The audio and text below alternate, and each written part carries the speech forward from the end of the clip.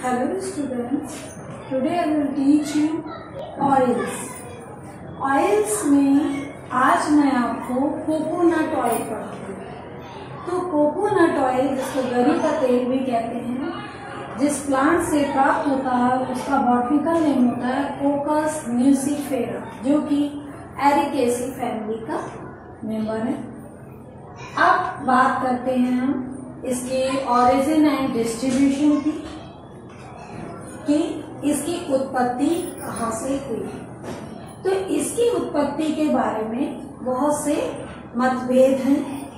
जैसा कि कुछ लोगों का मानना है कि जो हमारा कोकोनट है इसकी उत्पत्ति, पहली बात तो यह मनुष्य के लिए एक, आप ये समझ लीजिए, बहुत बड़ा गिफ्ट है नेचर का, जो कि आपका इस मतलब जितना भी कोस्टल एरियाज है वहाँ पर इजीली पाया जाता है। अब बात करते हैं ओरिजिन की, जो मैं पहले कह रही थी कि उसके बारे में कई मतभेद हैं। जैसा कि कुछ लोगों का मानना है कि ये जो आपका कोकोनट है ये साउथ या सेंट्रल अमेरिका इसका ओरिजिन है, जबकि कुछ लोगों का मानना है कि जो एंडीज का नॉर्दर्न एंड है वहाँ का कोस्टल एरियाज में इसकी उत्पत्ति हुई है। और कुछ लोगों का मानना है कि ये साउथ ईस्ट एशिया में इसकी उत्पत्ति हुई है, और कुछ लोगों का मानना है कि इसका नेटिव होम जो है आपका वो कोस्ट ऑफ अमेरिका है। तो इस तरह से कई सारे मतभेद होते हुए भी ये जो हमारा कोकोनट है ये जितना भी कोस्टल एरियाज है वहाँ पर बहुत अच्छे से ग्रो करता है, और ये ट्रॉपिकल और सब ट्रॉपिकल जो भी कंट्रीज हैं उनके कोस्टल एरियाज में पाया जाता है। तो इस अकॉर्डिंग तो ये मुख्यतः फिलीपींस, इंडोनेशिया और इंडिया, मैक्सिको और आपका जो कहा जाना चाहिए वेस्ट मलेशिया और मलाया, श्रीलंका, इन जगहों पर इसका बहुत ही कल्टीवेशन होता है, यानी ये पाया जाता है, आप कह सकते हैं डिस्ट्रीब्यूशन हुआ है। अब हम इसके बॉटनिकल कैरेक्टरिस्टिक की बात करें, मीन्स की प्लांट किस तरह का होता है। तो ये आप सभी को पता है कि ये टॉल ट्री है, मीन्स एक लंबा सा पेड़ होता है जो कि कैसा होता है, पाम लाइक। और कोकोनट ट्री तो बहुत ही सुंदर लगता है, मोस्टली लोग पेंटिंग जब भी बनाते हैं तो उसमें जरूर कोकोनट ट्री जरूर बना देते हैं। तो फिलहाल में हम लोग बॉटनिकल कैरेक्टरिस्टिक की बात करते हैं। तो अगर इस प्लांट को देखा जाए तो इसकी हाइट लगभग 10 से 25 मीटर तक होती है, और इसका स्टेम का जो क्राउन होता है वो 20 से 30 मतलब लार्ज होता है सेंटीमीटर, सॉरी। और इसकी जो क्राउन में लीव्स लगी रहती हैं वो 1.8 से 6 मीटर तक लंबी होती हैं। इसके अलावा इसके फ्लावर्स जो होते हैं वो बोट लाइक स्पैथे होते हैं, सॉरी, जो फ्लावर्स होते हैं वो एक स्पैथे से कवर रहते हैं, जो कि बोट लाइक लगता है, जैसे नाव जैसा।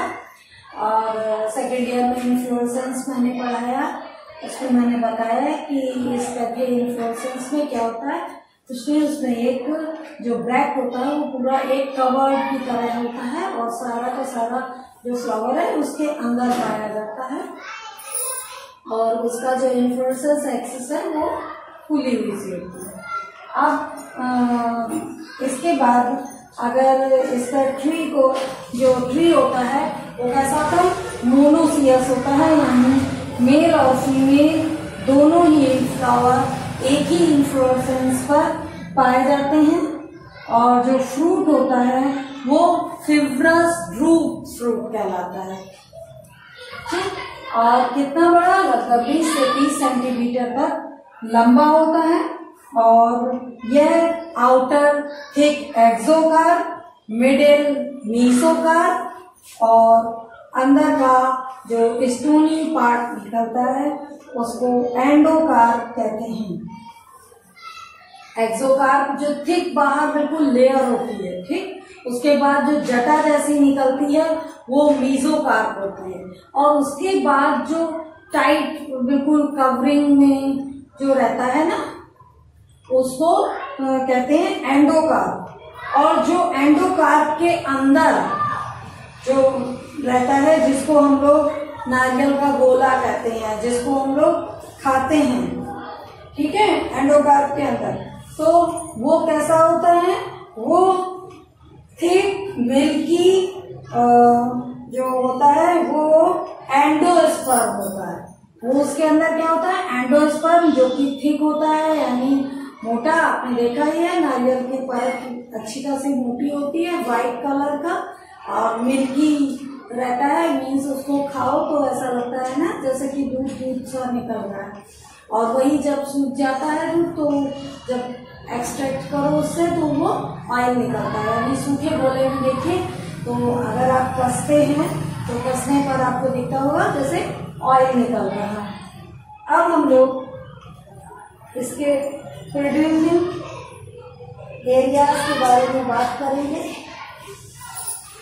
कोकोनट प्रोड्यूसिंग एरियाज मोस्टली जितना भी इंडिया में कोस्टल एरियाज है वो होता है। उसके साथ साथ ये कोस्टल क्रॉप भी कही जाती है। इसके लिए सैंडी लोमी सॉइल सबसे बेस्ट सॉइल होती है इसकी ग्रोथ के लिए, और इसकी ग्रोथ जो है उसके लिए एवरेज एक टेम्परेचर चाहिए, वो होता है 27 to 30 डिग्री सेंटीग्रेड।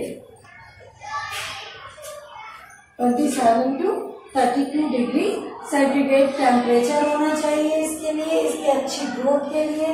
इसके अलावा जो एनुअल रेनफॉल है वो 130 to 150 सेंटीमीटर होनी चाहिए। और कोस्टल एरियाज जो अंडमान निकोबार आइलैंड के, दमन एंड दीव आइलैंड के, गोवा, असम, त्रिपुरा, वेस्ट बंगाल, लक्षद्वीप, पांडिचेरी, इन सभी का जितना भी समुद्री तटीय एरिया, कोस्टल एरियाज क्या होते हैं, समुद्र का जो तटीय एरिया, वहां पर ये प्रोड्यूस होते हैं और मोस्टली वहां पर उनकी खेती होती है। और कोकोनट का अगर देखा जाए तो पूरी इंडिया में टोटल जो कल्टीवेशन है वो 1.93 मिलियन हेक्टेयर है, जहां पर लगभग 12,148 मिलियन नट यानी कोकोनट प्रोड्यूस होते हैं। ठीक, तो इस तरह से अगर देखा जाए एक सर्वे में पाया गया है कि इंडिया जो कि 90 कंट्रीज हैं जहां पर कोकोनट कल्टीवेट होता है, तो उसमें इंडिया 3rd पोजीशन पर है, यानी हमारे यहाँ काफी प्रोडक्शन कोकोनट का होता है। अब इसके कल्टीवेशन की बात की जाए तो इसका कल्टीवेशन जो है आपका वो बाय सीडलिंग होता है नर्सरी में, और जब ये 4 से 5 मीटर तक के 4 से 5 सेंटीमीटर तक के मीटर तक के हो जाते हैं तो उनको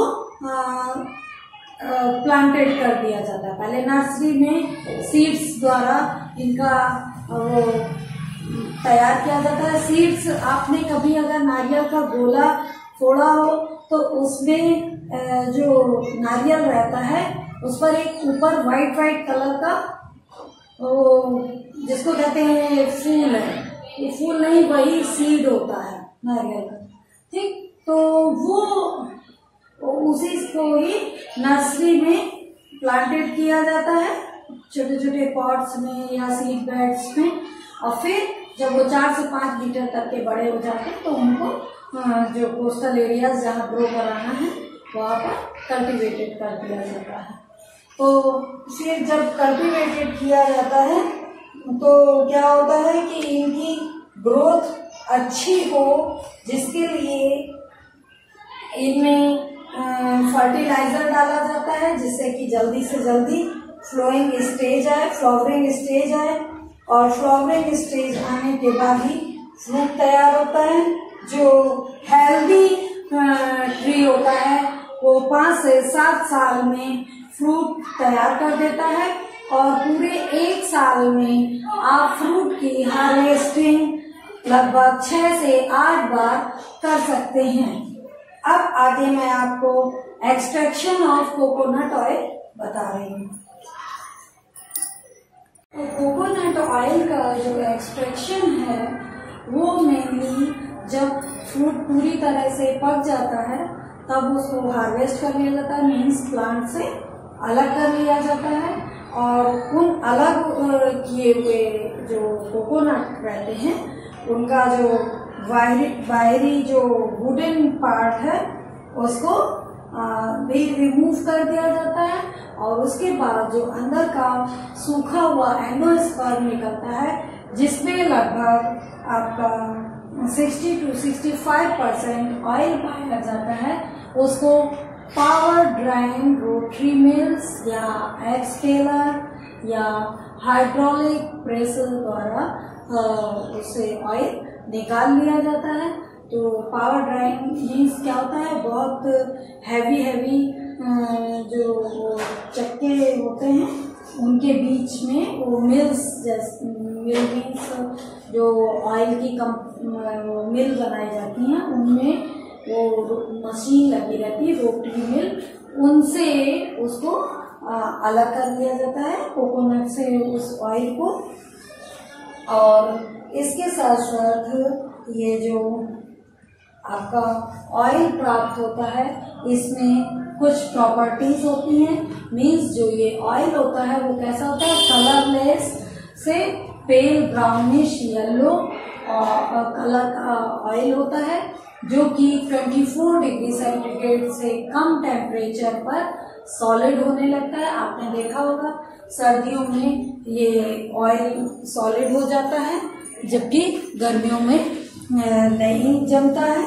और इसके अलावा इसमें लॉरिक एसिड 44 to 51% और meristic acid 13 to 18.5%, palmitic acid 7.5 to 10.5%, caprylic acid 5.5 to 9.5%, कैप्रिक acid 4.5 to 10%, caproic acid 0.2 to 0.5%, और उसके अलावा ऑलिक एसिड भी जो है वो 5.8 to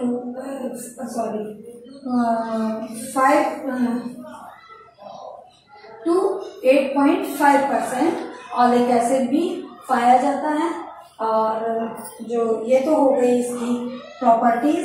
अब प्रॉपर्टीज के अकॉर्डिंग इसके यूजेस क्या हैं वो देखिए कि जो कोकोनट ऑयल है वो सबसे ज्यादा आपका जो है वो खाने में भी यूज होता है, और उसके अलावा इंडस्ट्रियल पर्पस से भी यूज होता है।